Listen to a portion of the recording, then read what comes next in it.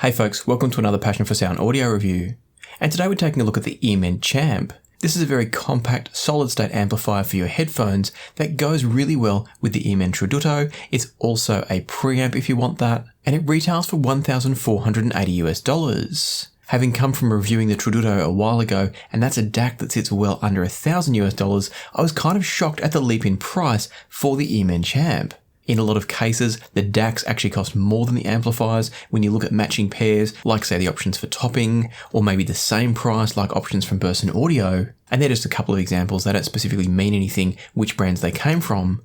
But my point is that it's very unusual for an amplifier that goes with a matching DAC to be so much more expensive. So I was a bit confused at first until I opened up the box of the CH-Amp and discovered what was inside. So let's jump in now and explain why it costs so much more, what you're getting for your money, and whether I think it's any good.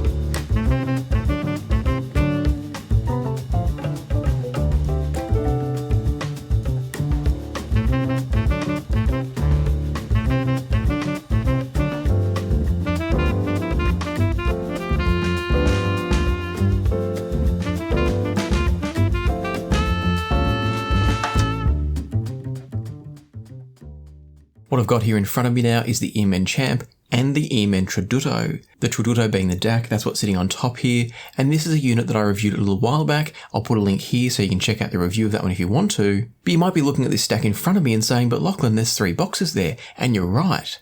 And this is why the EarMen CH-Amp costs so much more than the Tradutto does. And it's because it also comes with this linear power supply down the bottom.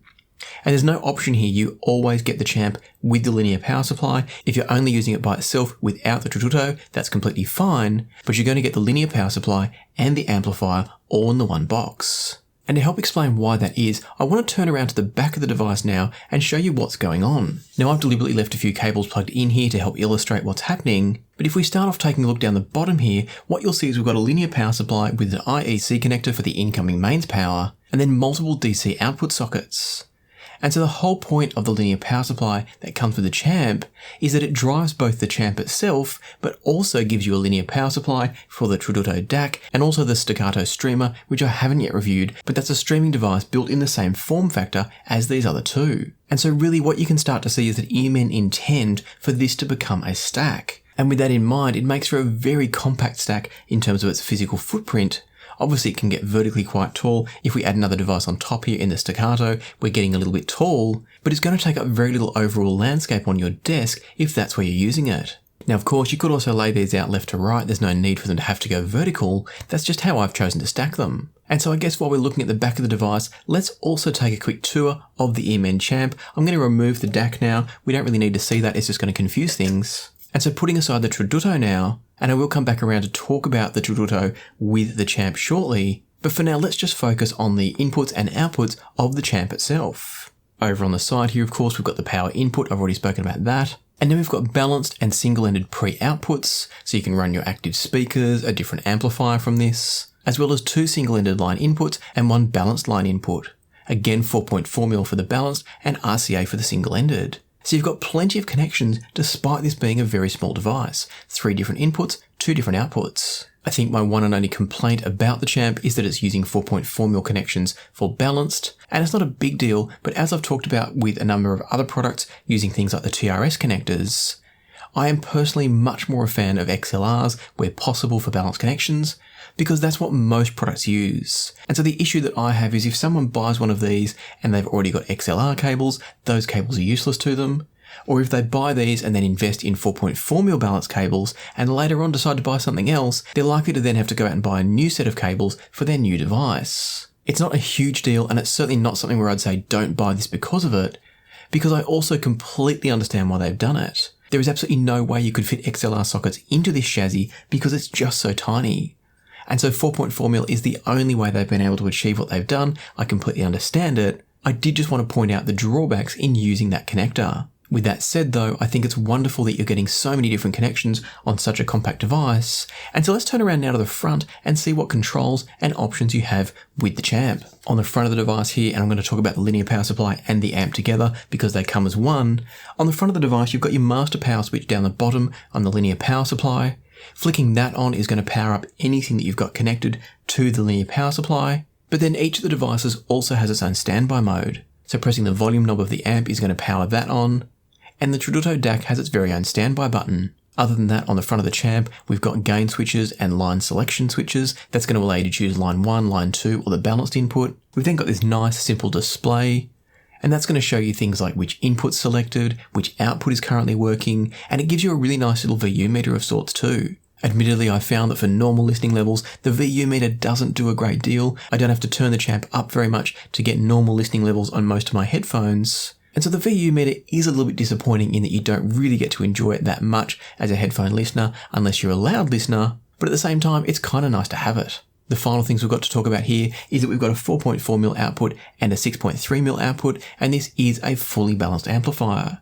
So in this tiny little package here, you're getting a fully balanced amp, a fully balanced preamp should you need it, and it's all running off its own dedicated customized linear power supply. So it's a pretty cool little package in my opinion, assuming it sounds good, and we'll get to that shortly. Before we do, there's a couple of other features I want to mention. I touched on the fact that there's a gain switch on the front, and that allows you to switch between just 2 gain modes, which I think is plenty. So you've got low gain and high gain. And the other thing I wanted to mention, and this is a big thing for me, is that the headphone outputs, both the balanced and the single-ended, are switching outputs. Now, if you're not familiar with what that means, what it means is that when you plug your headphones into the front, it's going to switch off the pre-outs on the back. So if you've got this connected up to a pair of active monitors, for instance, it's going to switch off those monitors or the feed to those monitors when you're listening to headphones. And that's a really helpful feature. It's very uncommon to find that in anything with balanced connections. Normally, the moment we have a 4.4mm or an XLR connection on the front of a unit, we give up the ability to have switching outputs.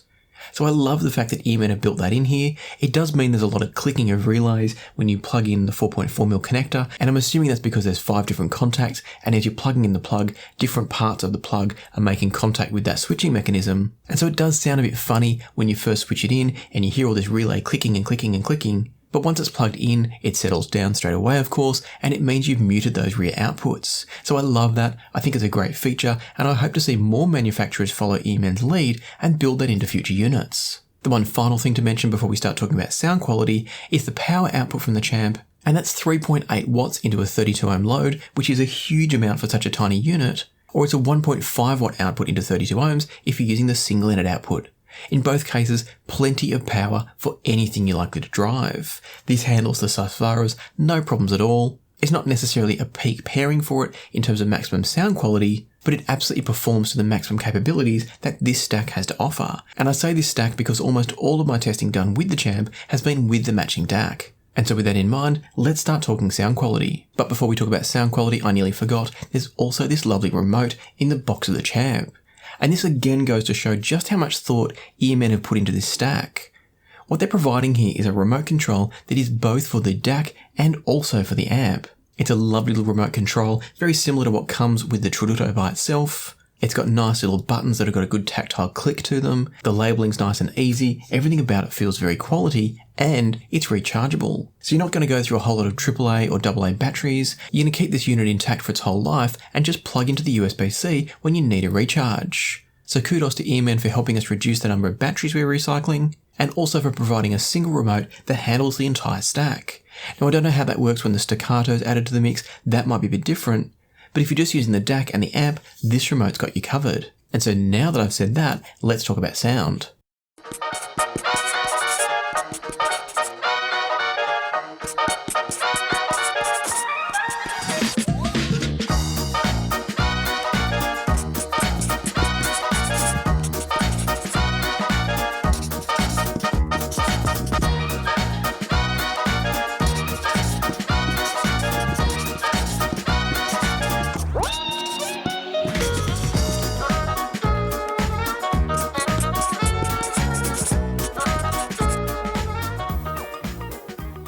In isolation, so without any comparison to any other sort of product yet, the sound from the Champ is really clean and smooth and enjoyable. Now when I say smooth, that doesn't mean rolled off, it just means there's no harsh edges, there's no digitization of the sound, nothing that's going to make it unenjoyable to listen to, but it still has plenty of detail and clarity and articulation, as well as a good sense of space and separation too. I'd describe the soundstage as being of a good size, it's mostly left to right with fairly limited depth, but it is more than acceptable for a setup at this sort of price point, as I will get to later with comparisons. And so whilst there's not a huge amount of layering in the soundstage, it definitely doesn't feel like a flat soundstage either. And that's often been a big thing for me, particularly with amps that are using integrated chip-based op amps. Often what I find is they flatten the soundstage and give you a very left-right presentation that therefore comes across a bit pushed.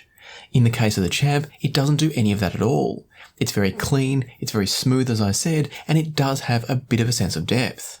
While we're talking about sound quality, I should also mention that trying the balanced versus the single-ended outputs, they're pretty comparable. The single-ended is a slightly narrower soundstage with therefore slightly less sense of separation of the sounds, but it's still very enjoyable and quality-wise it's on par with the balanced output, it's just a different presentation.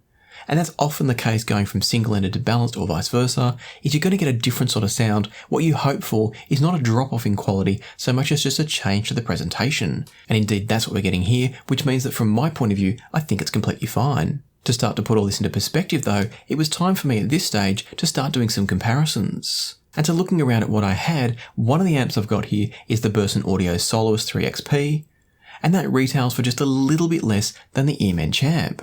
And to be clear, we're talking the 3XP, we're not talking the GT of the Soloist. Going back and forth between the Soloist and the Champ, with both of them being driven by the Tradutto DAC, the Soloist came across just a little bit crisper and cleaner in some ways, and with a slightly greater sense of space and separation in the sound. But it is worth mentioning for this, and I'll come back around to it in a moment, that we were using slightly different interconnects. And that was so I could use the balance connections on both of the different devices. I had a small 4.4mm connection from the Tradutto into the Champ, and then a 4.4mm to XLR for the Soloist. But they're different cables and therefore have slightly different character of their own. One of the tracks I used for this testing was Machismo by Gomez, and the Soloist came across really clean and defined on this track, but maybe just a little bit too much so.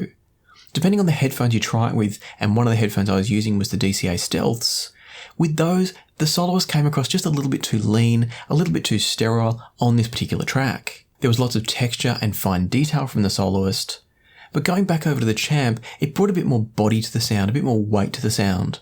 And it felt like the mid-range and the bass were both fuller and more present, not enhanced, not bloated, not overdone, but in my opinion they were better, at least for this track on that particular headphone being the DCA Stealths. And by the way, if you haven't seen some of my other videos and you're wondering why I've got the DCA Stealths when I reviewed them long ago and wasn't a fan, I've got a correction video coming up soon because there's a few things I need to come back and talk about. So make sure you subscribe if you want to see my update on the DCA Stealths. And for that matter, the newly released Expanse, that one's coming too.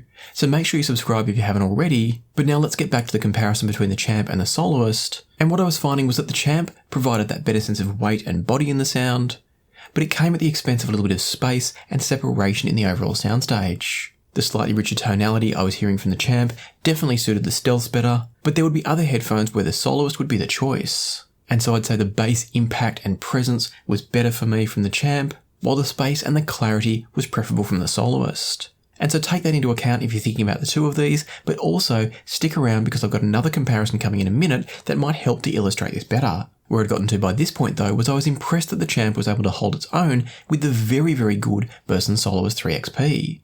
And I say that because the 3XP is a discrete amplification circuit which almost always in my experience produces a better overall sound, and yet what I was finding was that the Champ was going toe to toe with it despite, as I understand it, using integrated op amps, i.e. the chip-based ones. But as I said before, I was also using different interconnects, and so I did a quick test where I took the same RCA cables and flicked between the Champ and the Soloist using the single-ended inputs so I could use the exact same interconnect. With that change to the setup, what I found was that the overall tonality of both amps became more similar. I did feel like the Soloist was still giving me a better sense of space and articulation and detail by a small margin, and the Champ was still the slightly fuller, slightly richer sound. It's not thick or warm or anything like that, but but it wasn't quite as cool or clinical as the Soloist can be. Particularly in the upper registers, I find the Soloist has quite a cool, kind of clinical sort of sound.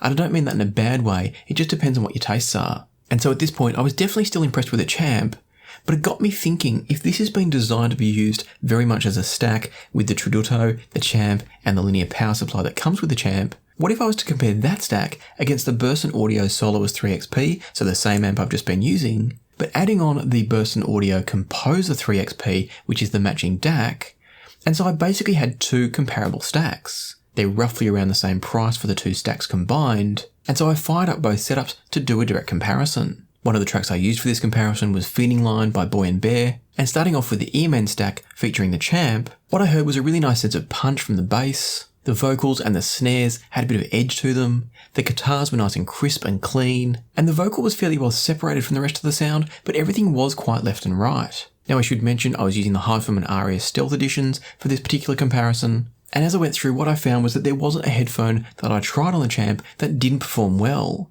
I've tried it with high impedance headphones like the Sennheiser HD820s, I've tried it with slightly difficult planers, I've tried it with very difficult players. Everything I've thrown at it, it's handled equally as well. Particularly with the two-step gain option, it's just been really easy to run with anything. And so having heard the sound of the Aria Stealth with the Champ on Feeding Line by Boy and Bear, I then switched over to the Soloist and Composer stack to see how it compared. And interestingly, from the Soloist Composer stack, I found that the bass was a bit fuller, which surprised me because the Soloist with the Tradutto was actually the leaner one, but for some reason the combination of the Composer and the Soloist gave the bass a slightly fuller feel, but also gave it a bit less sense of tightness. To me, the sound I was getting from the Champ and the Tradutto was just a little bit tighter, still punchy, but a bit more controlled in the bass. Now, of course, I can't say what was correct because I don't know what the recording was meant to sound like, but it did surprise me that it was the EarMen stack that seemed to have better overall control. From the Burson stack, I could still hear the vocals and the snares having that sense of edge, but it was now a bit more refined and a bit more controlled. In a similar vein, the sense of articulation and clarity from the guitars was a step back when compared to the Champ, and overall I was finding the Burson sound to be a touch thicker overall, a little bit fuller overall, and it kind of went against my initial expectations, having previously compared the Champ versus the Soloist on its own. Putting them into the stacks went a bit in the other direction. And so what I found as I went through more and more listening with this was that for me, I felt like the EarMen stack was actually the better stack overall, and that really shocked me. Mostly because of the discrete designs being used in the Burson Audio, I tend to always prefer them. But on this occasion, if you were to ask me which one I'd want to keep on my desk, I would actually give the win to the EarMen. Now, as it is, the Bursons are the one that are sticking around because I own them and they're excellent, but the EarMen would just ever so slightly beat it if I was about to buy one or the other. You do trade off the depth of soundstage a little bit with the EarMen. So in other words, the Burson Audio does produce a better sense of depth in the soundstage, but it does come at the cost a little bit of some of that sense of control and tightness that I was hearing from the EarMen stack. Now again, whether that's correct for the recording, I can't say, but as I went back and forth between the two stacks, I was consistently finding myself preferring how the EarMen stack presented the music. The other thing that I should point out here is that the sorts of differences we're talking about here are very minor. Both stacks are absolutely fantastic in their own right, and that's also why I'm not in a rush to sell the Burson gear and buy this, because it's really not worth the changeover. If you had one, you're going to be equally as happy with it, and they're the sort of differences that can be tweaked with the right choice of interconnects, for instance. Putting a slightly cleaner, crisper sounding interconnect onto the Burson stack could easily level the playing field. And likewise, choosing a different interconnect for the EarMen stack could have also changed it too. And so I would personally say that they're both kind of on the same level. If you want more depth in the soundstage, then you're probably better off with something like the Burson stack. But if you like that sense of articulation and clarity and control, then I actually think the EarMen gets the win. I also love the fact that the EarMen has the switching outputs for the pre-out, so reminding you that that means that if you plug in your headphones, the pre-out switch off and stop the sound going to, say, your active monitors while you've got your headphones on. I love the compact form factor of this as well. I think it's an outstanding little compact stack, and everything about it is really a joy to use. One thing I didn't mention before, and I'm in two minds about whether I like this or not, but every time you plug your headphones back in after disconnecting them, the Champ's going to pull the volume right back to zero, and so you've got to scale it back up again. That's good on one hand because it means you're never going to blow your ears out, but it is a bit annoying if you're going from headphones over to monitors and back again. It means each time you plug in your headphones, it doesn't remember where you left it last time, it puts it all the way back down to zero. So that's going to work really well for some, not so well for others. but I mention it because it's a sign of the sort of thought and care and attention that I see going into this stack. And I really respect EarMen for it. I think it's a stack that is highly recommendable. If you've seen my review of the Tradutto DAC on its own, I came away kind of ho-hum. It's a nice DAC, but for me its only real compelling point was its size. I thought for similar money you could get as good of a DAC or maybe a better DAC, but then when you factor it into this whole stack situation, all of a sudden I'm a huge fan. Based on what I've heard, it's pretty clear to me that the DAC and the amp have been tightly tuned in terms of how they work together, and the end result is nothing short of exceptional sound for the price. And so if you're looking for a really compact desktop unit that's going to drive any headphone or IEM that you can think of, then you really should be considering the EarMen. I'm not saying that it's the very, very best option on the market, but it's certainly right up there for the price. And so if you are in that position and you're looking to purchase, I'll put some links down below where you can go and check out more information on the CH-Amp and the Tradutto DAC. They're not affiliate links or anything like that. I make no money if anyone buys these, but I think it's a fantastic product. And so as always, I hope this has been useful. I hope I've helped direct you in the right direction for your taste, your preferences and your needs. And if you have found this video useful or helpful, I'd love it if you'd hit the like button, consider subscribing and ring the notification bell if you haven't already. But for now, let me leave it to the music, so happy listening and I'll see you here next time on Passion for Sound.